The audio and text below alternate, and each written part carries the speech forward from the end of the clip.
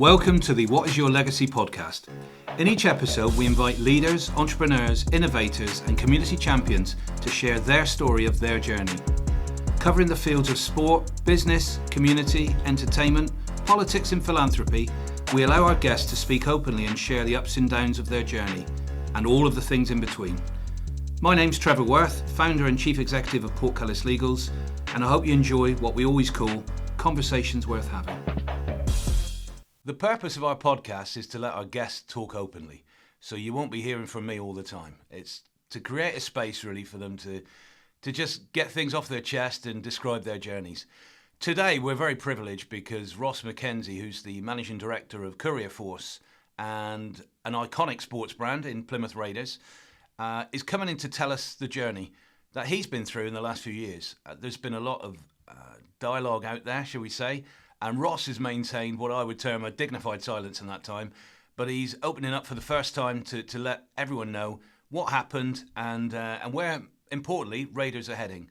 So rather than talk about Ross's career in general, we're focusing today especially on the Plymouth Raiders journey, and we hope you enjoy it.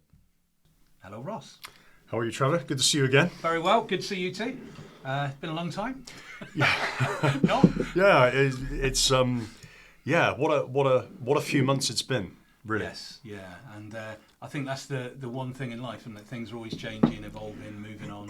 And somebody said to me the other day, and I thought it was a brilliant line. It's about no matter how good a person you are, you'll always be the bad boy in somebody else's life, you know. And sometimes I think I get a little bit element of that, and you've certainly had that in the last few years, haven't you? Yeah, absolutely. So we'll dig straight into the Raiders thing, I think, first and foremost, because absolutely. You know, people talk about brands, associations, and all that, but you know, people think of you as Raiders straight away, don't they? You know that. Yeah, that's a blessing and a curse in so many ways. I've been involved in Plymouth basketball for 35 years. We're not gonna look at the mathematics of what that means, but I started to get involved in the Raiders when I was in my early teens, and so I consider it a sort of most of my life I've been dedicated to the club and the sport in Plymouth.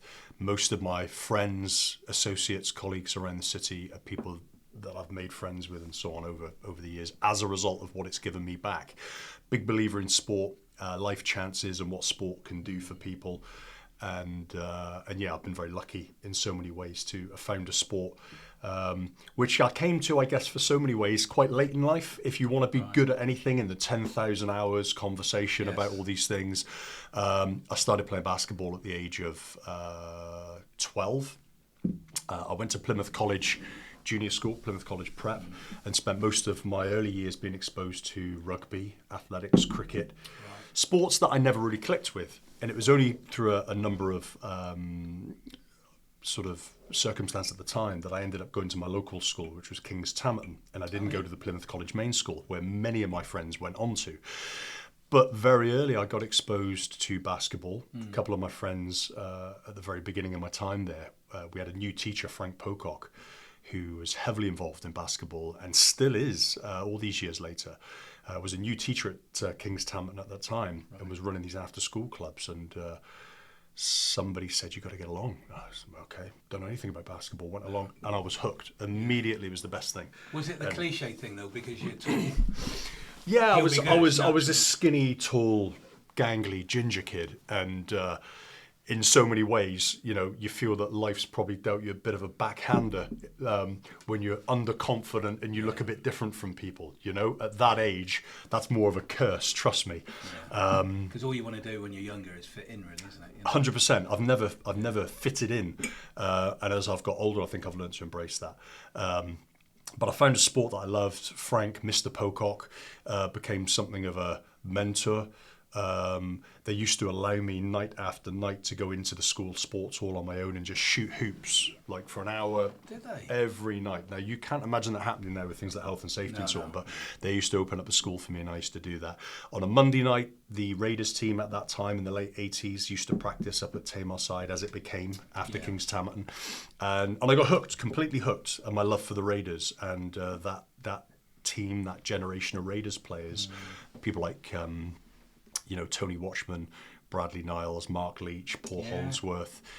They had Americans at that time. John Miller, who was on trial with the Boston Celtics just previous and then joined the Plymouth Raiders, as random as that is.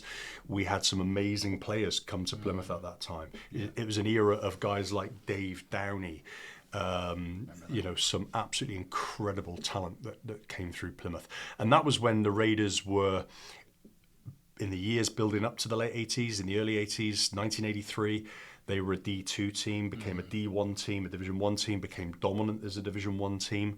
But as a Division 1 team, the Raiders went on to dominate Division 1 year after year after year. So I guess eventually, fast forward, I grew up through that program, played under some amazing people. Gary Stronach, Vic Fleming came in 1993 when I was a junior and just completely changed the junior landscape of basketball in Plymouth. Just moulded a bunch of unfashionable Plymouth basketball kids into one of the finest under-18 teams in the country. Took us to tournaments in places like Crystal Palace, where we beat just about everybody, made the semi-finals, lost to a London team. But we beat some of the best under-18 teams in the country on the way. So Vic, I credit Vic for, transforming the lives of quite a few of us when we were sort of 16 to 18 years old. Vic went on to become the Raiders head coach as well. I made the Raiders first team under Vic, something I've always been grateful to him for. He promoted a few of us alongside. Vic didn't really stick around that long as Raiders head coach, which was a real shame. And then he went to Cheshire. But he stayed in the game, still in the game. I saw him quite recently in Cardiff, where he's been living for the last 20 odd years. And but people come along in your life and they shape your life, and you never often see how these people are going to come into your life. They just appear from nowhere, but their legacy is long lasting. And Vic and people like Gary Stronach, who's now assistant coach at the Newcastle Eagles. Isn't it? Yeah. But Gary went on to become the Raiders legend, Mr. Raiders, player coach. And just a really incredible time. I'm very lucky. I could have been one of those kids that hung around St. Bedeau Square or King's Tamerton on my BMX causing trouble. But basketball saved me. My parents divorced when I was 12, right at the beginning of my teen years. And as I say, quite literally, basketball came at a time when I probably, without realising at the time, probably came along when I needed it the most and gave me such a focus through my teens and for the rest of my life. There's no way I would be sat here right now doing what I do without the sport of basketball. That's really interesting here, because you're right, sport, you said it early on, sport has such an influence on people's direction, and it can teach you so many lessons in life. Whatever the sport is, it's almost irrelevant, isn't it? But it gets you into team, discipline, how to win and to lose, and all those things. And I think sport is it's a good barometer of people, and it, like you said, it gives you that direction. And I think the other thing about the legacy of the Raiders, really, and it's almost sort of rebirth. That's what it feels like to me. Is I remember watching them in the Mayflower Centre with rain coming through the roof, and so it's interesting to see how that journey went on for all those years and where it is now.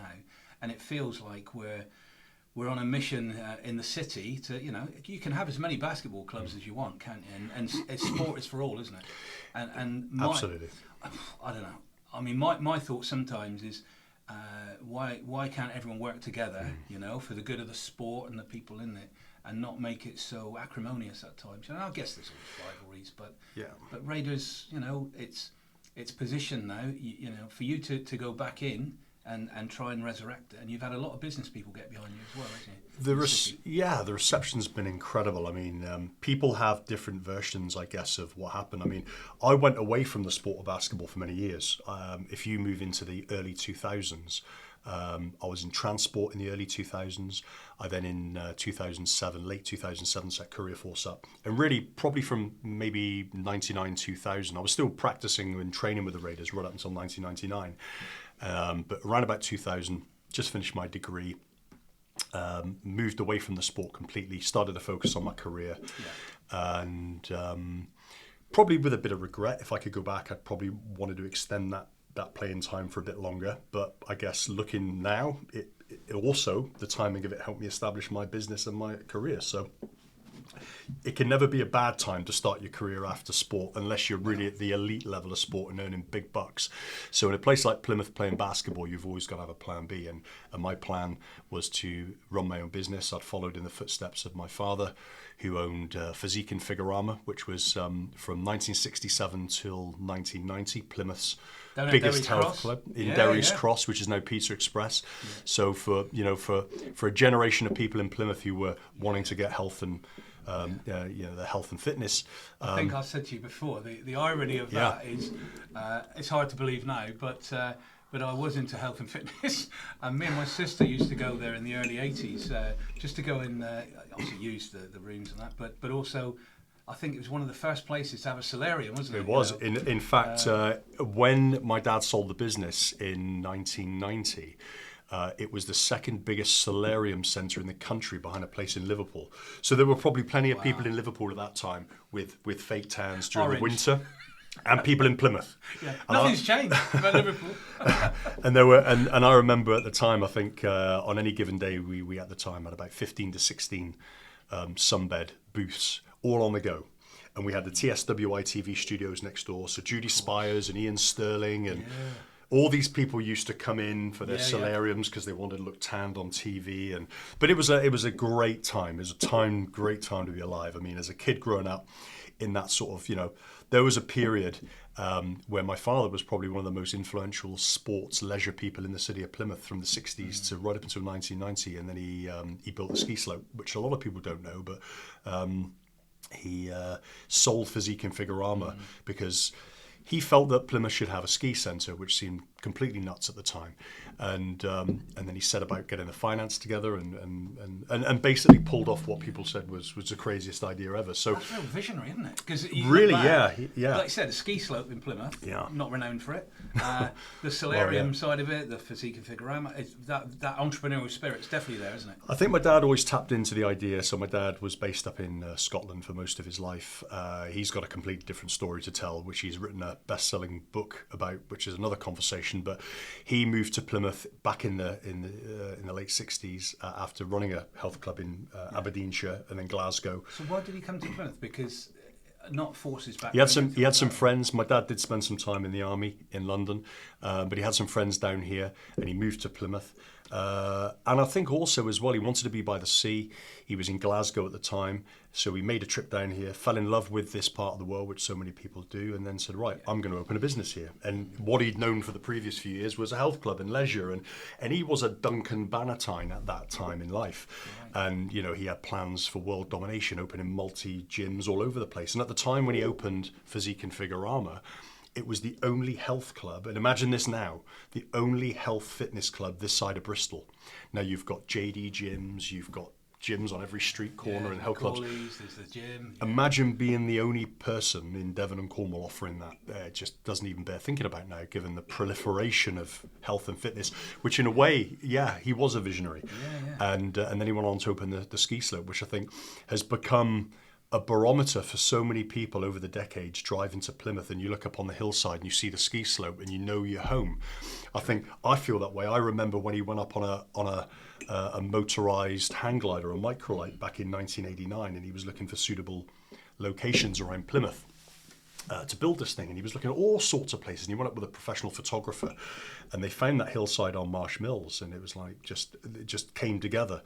Ski Plymouth, as it was called originally, and then he was the MD for a few years, and accident and emergencies at Derriford Hospital went through the roof. So my dad was on the TV quite a bit defending how the NHS was under stress up at Derriford because people were breaking their arms and legs and all sorts. And then as my dad is telling everybody it's perfectly safe to come and ski, either breaks his collarbone skiing at 60 miles an hour down the advanced slope. So he made the news because he kind of broke his own collarbone after telling everybody it was safe. So he is a bit of a character. He's still with us. He's still in pretty good shape, actually. But so my dad, for maybe 30 years himself, was a pretty prominent person on the fitness landscape in Plymouth. Yeah. So maybe in a way I've sort of followed his footsteps, not particularly deliberately.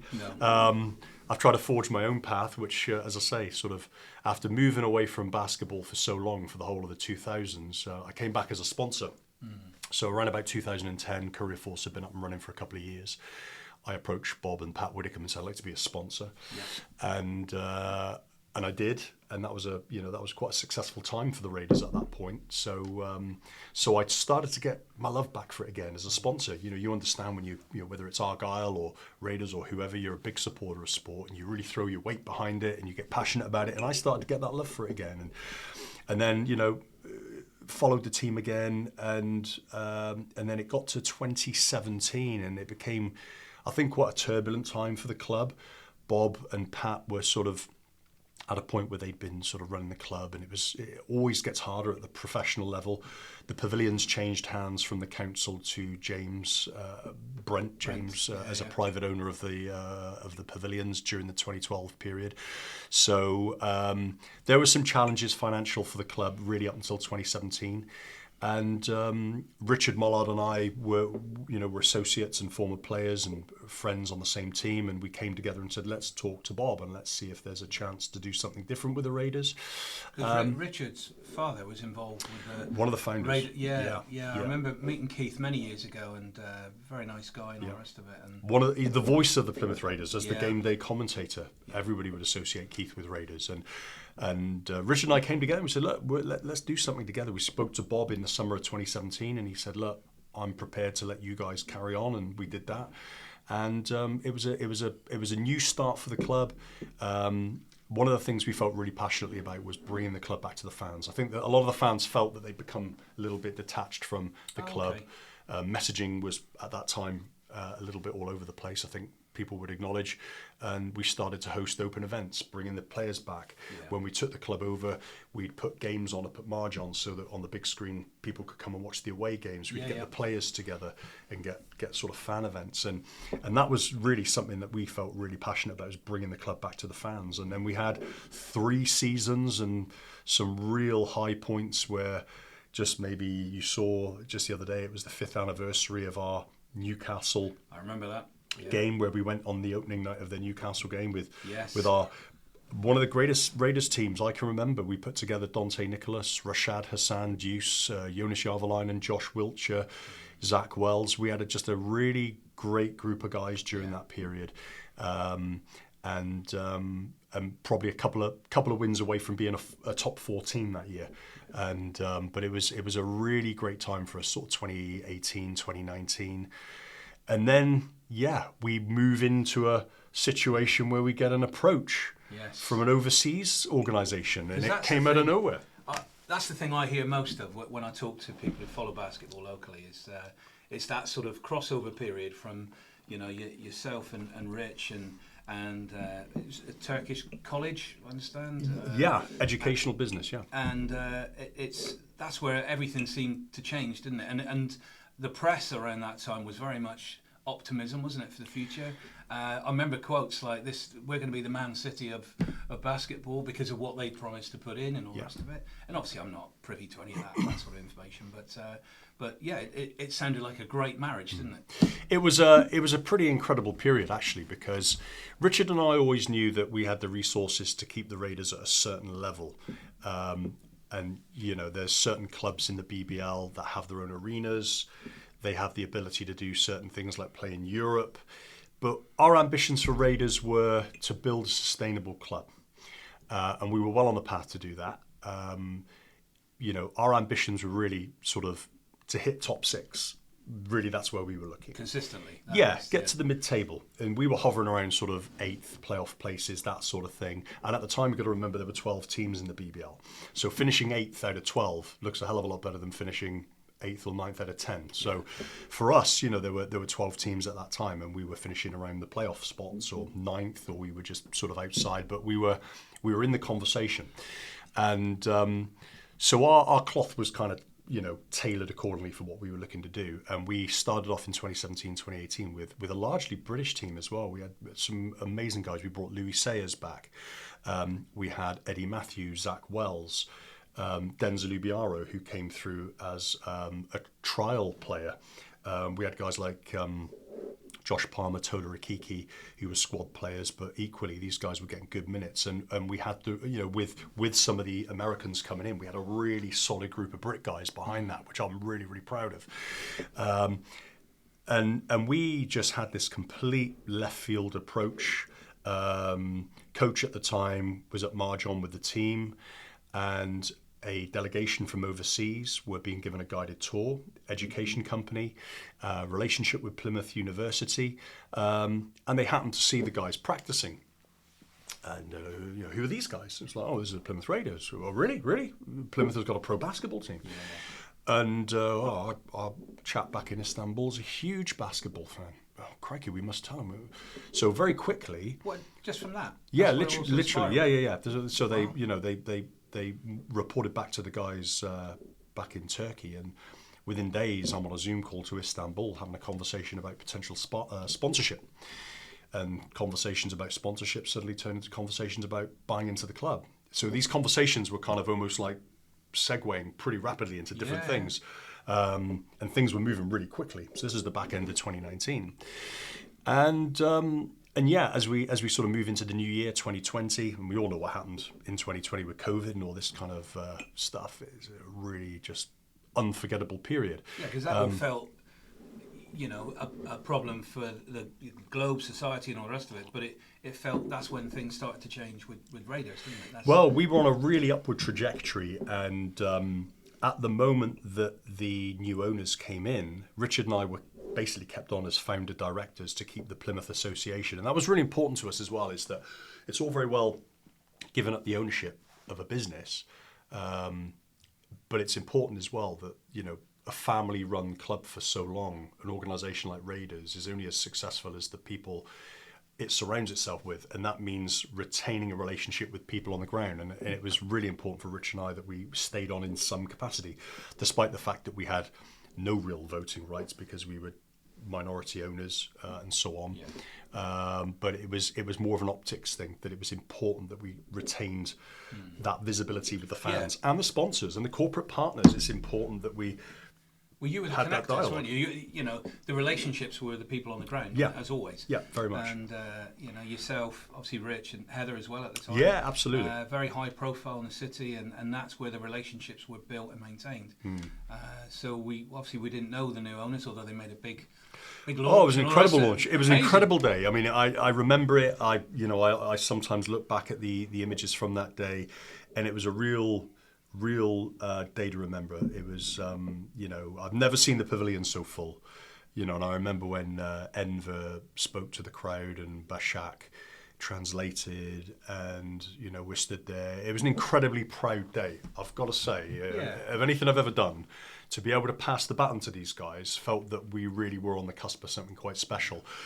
We brought in a couple of players that time, Ryan Richards, who's an ex-NBA for the San Antonio Spurs. He'd been sort of hovering around Europe and places, and he was looking for a club. And the new owners said, we need a couple of guys for the end of the season. Let's get a couple of statement guys in. So we got Ryan Richards. And this guy's a bit of a local, I say local, on the UK scene. He's a bit of a basketball superstar.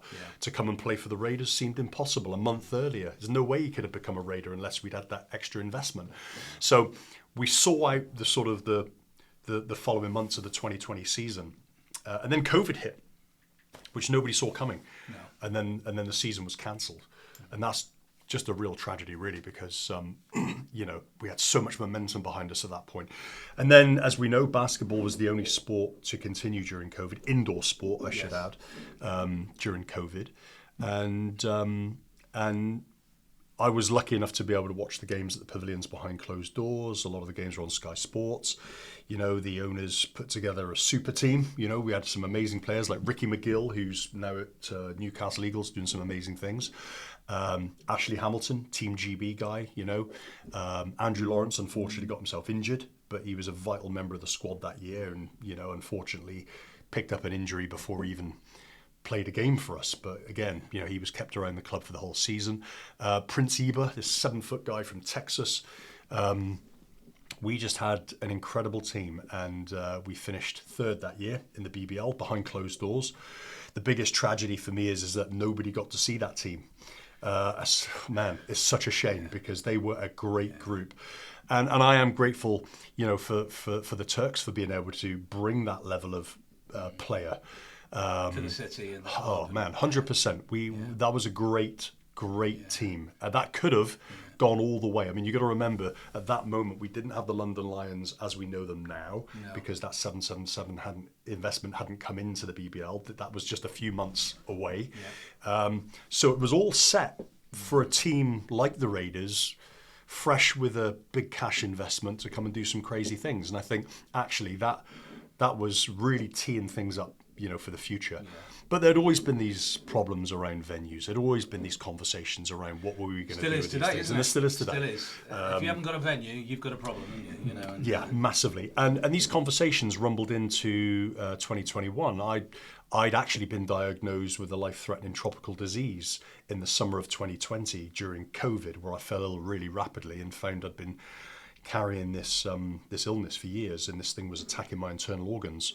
I remember seeing photos of you on social media. Were you just letting people know what's going on? Yeah, I got hospital. I was in bad shape. I had multiple operations. I had half my left lung removed during an emergency procedure because this thing was attacking my lungs, and I had to step away from the Raiders for probably 6-7 months while I recuperated, and I was back and forth in London. I was in the hands of the World Health Organization because the illness and the disease that I had was so serious that they were having weekly MDT meetings at University College Hospitals London to discuss what to do with me. I spent a year on anti-malaria medication during that period. I had 4 anti-malaria tablets every day just to blitz my bloodstream of this stuff. And I had 2 massive tumours, as I say, one on my lung and the one next to my liver. So I was in and out of hospital the entire time. And in a way, being away from the Raiders was a good and a bad thing. It allowed me to focus on my health. But while I was away, there was a lot of stuff happening behind the scenes, which I wasn't privy to at that time. And conversations about the future of the pavilions and things. And it was only really when I came back after my second big operation in the spring of 2021 that conversations around the pavilions were looking really troublesome. And it made the Herald. There was a lot of noise around what the club were going to do if it couldn't secure an affordable venue at that time. And it was a really, really tough time. And when I actually came back to reasonable health and fitness around about June of 2021, there was a complete breakdown, really, in relations across the city. People just weren't talking to each other, and in the sport in general, or just between the key stakeholders, whether it be pavilions, Raiders owners, the council. I think there felt like a genuine breakdown in communications. Right. So I come back in. I made some phone calls, tried to get some people together in a room. That wasn't as successful as I hoped it would be, and then there's some bombshell news that that the owners were going to pull out of the club because there was this massive uncertainty around the club. So the principal reason for them deciding, that they're thinking of pulling out, what was the main catalyst? Is that venue related? Is it principally because I think there was an overall feeling that they didn't have support of the city, and I think they felt they weren't being supported by the council enough. And those arguments, interestingly, have carried on for the last couple of years, even as we know it now. No. It's very difficult because the council is in a very difficult place. I see all sides of this argument is that you've got to go back to 2012 when the pavilions was effectively handed over control to a private organisation, where up until that point, the Raiders had the full support of a council venue, funded, subsidised, and so on. And that would always act in the best interest of the people of the city. Yeah. But when that decision was taken, because of cost cutting, because at the time the pavilions in 2012 was run pretty much in partnership with the Theatre Royal. Remember, they were under the banner together, but it was all splintered and broken up. And really that was the starting pistol back in 2012 for the uncertainty. And it was something I know Bob and Pat wrestled with over the years and so on. And really, as I say, right up until during over COVID 2020 to 2021, those challenges remained. And I think really looking at that landscape at the time, I can't ever really answer the questions as to why somebody would want to pull out of an organisation in the way that happened. It was incredibly disappointing. I'll never know why. I've got a lot of questions that I'd like answered. Possibly Richard would feel the same. A lot of promises were made. And it is a hugely troublesome time in so many ways, because something that did so much for so many people in so many good ways for 38 years whether it's our community programs, the dance programs that the ladies are running, dance clinics around to 200 kids a week, dancing, doing things they wouldn't otherwise do. The Central Venue League that's happening in after-school clubs all over the place, where young people are being given sporting chances and the opportunities to do these things, as we've talked about, so important.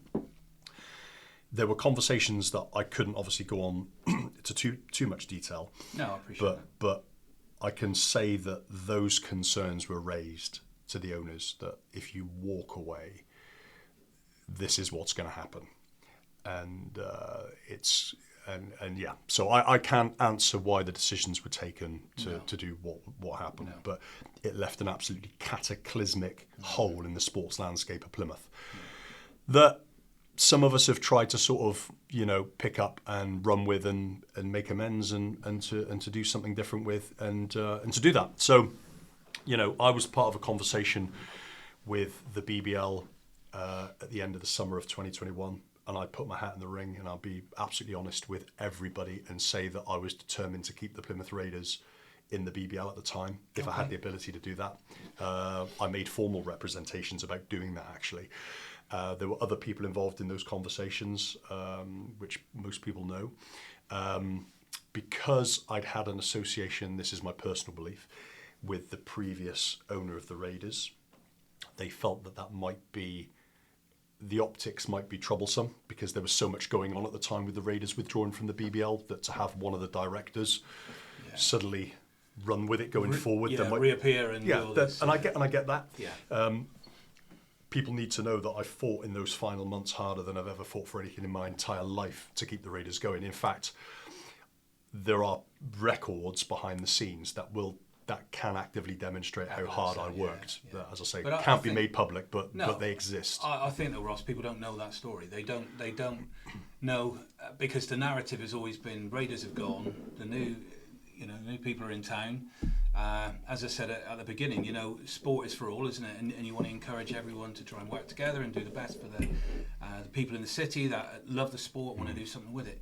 But I think the narrative has always been that it just went upside down, and just this. And people want villains. People want people. What did we say at the start? You're a bad person in somebody's story. Yeah. And that's the same for all of us, isn't it? Yeah. Whatever walk of life we're from. And I think for many people, I was a convenient catalyst for that narrative. Yeah, I agree. I think I was subjected to some pretty ridiculous misinformation, and I think some of those narratives were shaped deliberately to give themselves a fighting chance to get their own organisation moving forward, because to do that often you need to step on somebody else, and rather than have a balanced approach and make things work on their own terms, I think it felt convenient at that time for one or two individuals to cast themselves in a slightly heroic manner. As we said, heroes and villains,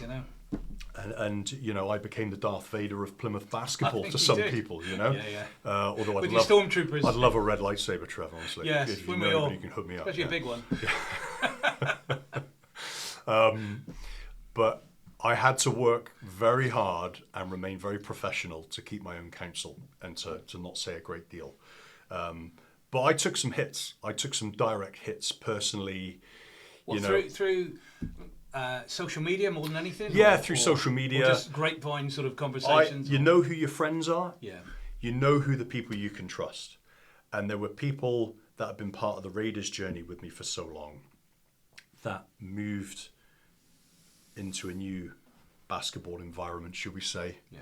That looked a bit like the Raiders. They continued then, ironically, to continue at the Pavilions because that deal came back on the table. I think my personal feeling is that nobody thought the guys were serious about pulling out of the Raiders. Nobody really took that seriously. But I knew that the Turks were serious people. I respected that. And yeah, they're in business, aren't they? Very, very successful people. But I think there were some that didn't take them seriously.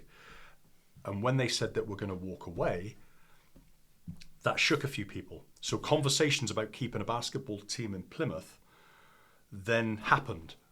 And we're going to keep you at the Pavilions. Heroes and villains. Yeah.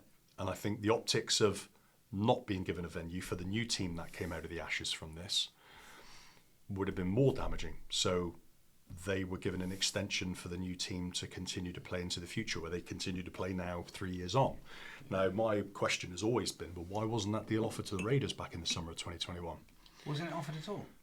Just Not for the metrics that have been operating in the intervening period. Okay. Because had it been, I think the Raiders would still exist as a BBL team. That's interesting. That's a belief of mine, is that the metrics and the numbers that we may have been offered in the summer of 2021 were very different from what the team that took to the floor in September 2021 were offered. Okay. That's interesting. I can't prove that. No. But that's my personal belief. I think overall, you've had quite a dignified silence, if I'm honest. You don't go on social media posting challenging things and difficult things, and most people in business who know you know what you're like as a person, and you've kept, like I said, your dignity intact, which is the main thing. Going forward, it's where do we see Raiders now? Because I call it that. It's that dichotomous situation, isn't it? Yeah. You've got all that history, and yet you're still considered a new team. Oh well, it's been. One of the first things I had to do was ring fence and protect the Raiders brand heritage, whether it be Foxy, the mascot. There are so many key components of an organisation like Raiders that people attach themselves to, which they do about sport in general, because sport is one of those emotional triggers for people, where if you've got a team, in most cases, that's your team, whether they're a BBL team or a Division 3 team, if that's your team, that's your team. People have fought wars over this kind of stuff, right? So, and I understood that. And I felt that there was a lot of people after 2021 that left the sport of basketball in Plymouth. They stopped watching. They lost interest because of what happened with Raiders. But I felt it was incumbent to do something with the Raiders. It couldn't be left. 38 years of the club being left. There's no way it was going to happen. So I spoke to the administrators who didn't actually know what to do at that time with the branding and so on. And I said, there's life in this old dog. I said, it's old Fox. People love it. Yeah. And they came back to me and said, well, we're going to put it up for sale. If you're right, there's a few people out of pocket. We can get a few quid for it. We can repatriate some of the money that maybe it generates. Yeah. So there was an open bidding process for the naming rights of the Raiders. And I threw my hat in the ring. There was a proper process for that. I'm not someone who likes to do things on the back of a fag packet. I felt that the naming rights and things were important enough for that to become a proper process. And if you're a proper person, you're going to put a proper bid in, and I'm going to go head to head with you on that. Because I'm serious about this and I want to see the Raiders back. So that happened. We know the outcome. Well, I'm reading into that what you're saying is that maybe, I don't know how many other bids or offers there were, but maybe they were derisory compared to doing it properly. There were one or two bids that I'm aware of that right. I think were tokenistic. Yeah, okay. As I understand, mine was the only proper bid. Right. And I think everything that's happened in the last 2 years demonstrates my commitment to that. I had to appoint a team of solicitors because you can't just buy a name. If you're a plumber who's gone out of business, you don't come back as Tom Plum the next day or whatever. No. You can't. You've got to come up with a different name, a different whatever. You can't go down as the Plymouth Raiders one day and come back the next day as the Plymouth Radiators. No. You've got to go through a proper process to get the name lifted. IP is really important these days, is massive. as we know as a firm. Yeah. And again, there was a lot of disinformation saying I'd stopped certain people from being able to use the Plymouth Raiders name and whatever. If anybody had the Plymouth Raiders name in the aftermath of summer 2021, they would have had to do exactly what I did with it. You had to go through a lengthy legal process to get the name removed from a liquidation process. So the first thing I had to do was find an expert team of legal people who then had to present the case to the Department for Business and Energy. That took months and months. The Department for Business and Energy then came back to me and said, yes, we're okay with you using the name Plymouth Raiders. We've done some due diligence. We understand that it's a community team. It's got followers and sponsors. It's not like a carpentry business that's gone out of business. This is a sports team, and there were sporting precedents as well, like Glasgow Rangers and others that had suffered similar fates, similar situations, and have been brought back, Phoenix-like.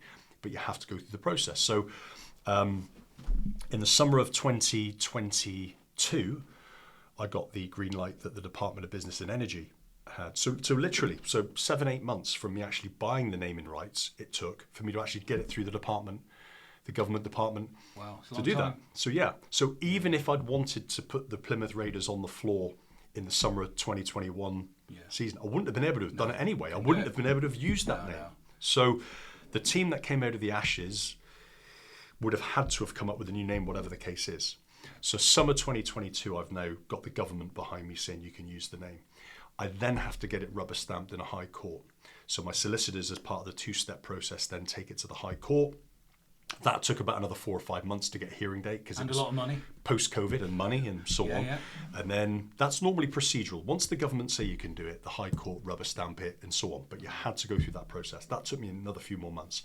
And then December 2022, I've had my final surgery in London to put Humpty back together again.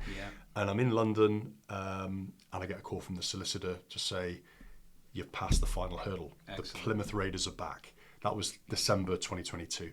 That must have been quite a moment. It was quite a moment. I then, New Year 2023, got my health back together, got hold of England basketball, said I want to bring the Plymouth Raiders back. All the hurdles have been cleared. A lot of time, effort has gone into doing this, resources to make it happen. And England basketball said, we'd love to have the Plymouth Raiders back. That's like, great. Wow. There's nothing more that we'd like to see as a club like the Raiders come back. But you've got to start in Division 3.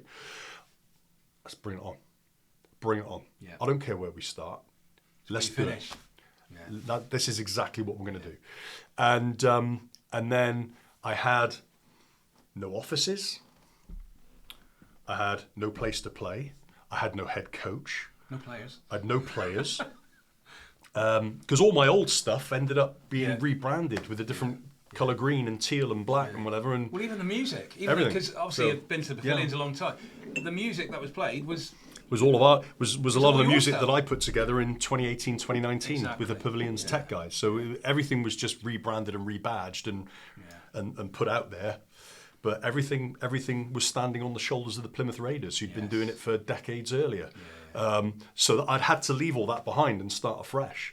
So I had to create a brand new Plymouth Raiders that was going to stand on its own terms, with its own identity. But it was important to do that. Absolutely. I mean, one of the things I get asked a lot, just as a person around town, as it were, is in relation to the Raiders. How is it you managed to get the Life Centre, which has been a great facility, isn't it? It's been great. And others didn't. And from the outside looking in, you got that relatively quickly, didn't you? It didn't seem to go and drag on for years, because there's something. And I'm very aware that I think it's England Netball have put a big investment into the Life Centre when it's built, didn't they? And I don't know if that was. I think there's some important stakeholders in the Life Centre. Sure, there are some design issues with the Life Centre. I think if we were to go back 15 years or however long the Life Centre's been there, I pretty much would imagine everybody would probably make some changes. But we're at where we're at. And the first time I walked into the Life Centre, which was spring of last year, I was just presented with a big empty hall with 160 red seats at the top. At the top, yeah. And not a great deal else. And I was aware that conversations had been happening to move the other team into the pavilion. Into the Life Centre. But that would be challenging for obvious reasons. How are you going to sit that many people? But a bit of creativity, a bit of probably looking a little bit outside of the box, but also being realistic about what we were looking to do. We're not going to build Rome in a day. And when I walked into the Life Centre for the first time, the idea you're going to go in there and start smashing walls out and knocking walls down and redeveloping that place, crazy, it's never going to happen. It's not respectful to the people that work there, are they? It's never going to happen. And I think there's a great deal of naivety, perhaps, with that expectation. So my plan from day one was, okay, this is a great space. What do we need to do to make this look like a basketball venue? We can put floor seats in, you know, we can bring baskets in, we can lay a floor. You know, I don't necessarily want badminton lines and players not getting confused over netball lines and all sorts, you know. And a lot of teams do. They play on a hard surface where the taped lines are all a bit confusing and it looks terrible and this, that and the other. But I knew from day one, we're going to work to make this as attractive and as relatable as possible. Bearing in mind we're going to be a Division 3 team, we still want to look like a pro setup. Didn't I hear the court was bought from some, I don't know if it's Harlem Globetrotters, where that was right? So yeah, apparently when they were travelling in the UK. Yeah, the court that we bought was used for the Globetrotters, and I think at one point it was used by the Sheffield Sharks and so on. And but it's a great High floor. caliber. Yeah, it takes a great deal of work to put it down and to set game day up and so on. But in my mind, I knew what this was going to look like. And we could get the seats in, we could create almost like a street ball environment where if people want to stand, people want to sit, we got the fixed seats at the top. Yeah. You know, I always backed myself that we would get some business through the doors and reintegrate ourselves with the business community, because people have always been so generous with the Raiders that I always believed, people like yourself, Trevor, that, you know, if you build it, they'll come. You've got to be transparent. You've got to work with business in Plymouth. It's a community. And the reality is that in a place like Plymouth, you have to make friends with people. Yeah. You can't hide. You can't, you know, you can't misbehave. You can't mistreat. You've got to be respectful. And I felt that we had something with Raiders that really resonated with people. And in our 40th year, which again, we haven't really touched on, but this past several months is the 40th year of the Plymouth Raiders. So the idea that we've come full circle, we've come back to our old stomping ground, the Life Centre. Yeah. The Mayflower Where the Centre. Mayflower used to be, yeah. On the old footprint. Yeah. In our 40th year, we could use that, and we could use that to our advantage. We could get the messaging around our heritage. We unearthed a vast amount of videotape and content. And that was one of the most fun things about this journey so far, is that we've been able to re-engage with our history and our past. There are not many basketball teams, football teams, rugby teams who can call on what we've been able to call on. So being able to put that content out onto the public domain. And when we resurrected all of our social media accounts, and when we had to deep dive into Facebook to find that the Facebook page was actually still out there, a bit encrypted, like our Instagram page, but when we managed to crack the code to get back, because trying to get hold of Facebook was almost impossible, but we managed to find the back door to get into our Facebook page. And I tell you now, that was almost a crack open a bottle of champagne There's a lot of followers on there, isn't it? And when we found that the Facebook page had almost been frozen in time from the summer of 2021, when whoever at the time under the previous owners had just clicked the unpublish button, it kind of froze the page and it almost took it offline, and nobody knew where the page was. And basically that was almost like the Terminator's little red eye going off for the final time. Absolutely. Yeah. As he goes down into the vat of iron hot liquid. Absolutely. But like you said, though, it's, you know, you've got the heritage aspect. You've got, you know, the relationships that have been built over many years, and different generations of people as well, isn't it, coming up through. People who used to go as kids now take their own children to these events. And the thing for me is, you know, the podcast is obviously, what is your legacy? There's legacies in many ways, isn't there? Whether it's personal, business, life, you know, anything in your community. But from a Raiders perspective, where do you really want to take it from now to the future? And you're not in business to be average. You're not a sportsman to be average, are you? You want to reach as high as you can. And I know it's a long journey, but what's your aspiration for the club, bearing in mind where it is now? So I'm going to probably talk more about this over the next few weeks and months ahead, because I want to really get my ideas out there for the fans as well, because we do have a really amazing fan base. But my ambitions are to get us as high as we can, in the highest tier of UK basketball that I think is achievable, but also sustainable. Nobody wants to go back to the boom and bust situation, which we've had in Plymouth basketball over recent years, and I think still exists today. And therefore, looking at the landscape at the moment, until these long-term issues around venues and things are really dealt with, we can make a sustainable case for doing what we're doing at the Life Centre. And that could take us into D2, it could take us into D1. We've got a game coming up this weekend, and we've already sold 500 tickets. Amazing. Which Division is 3. Absolutely incredible. Yeah. There are Division 1 teams in this country that would struggle to get 200 people in. So a Division 3 club getting 500 tickets sold is frankly nuts. Yeah. And a lot of people just never thought that was going to happen. It shows the appetite for the sport. It really does. Yeah, it really does. And it sweeps away any lingering doubts I may have had about how people would get behind it. So, just this last few months has been an absolute journey. And people have backed it in a way I could only hope, but couldn't quite have imagined, if that makes any sense. Because it's exceeded my expectations. I always said, when I did the launch event in April last year, I said, if we get one man and a dog to show up, we might get 50 people. I actually said that. I said, we get one man and his dog show up, we might get 50. Only 50? If we get 100 people, we've broken even to hire the venue just about, with a few extra bits and bobs. Get 500 people, we've gone to the moon and back. Yeah. That wasn't part of my business plan when I set this up a year ago. No.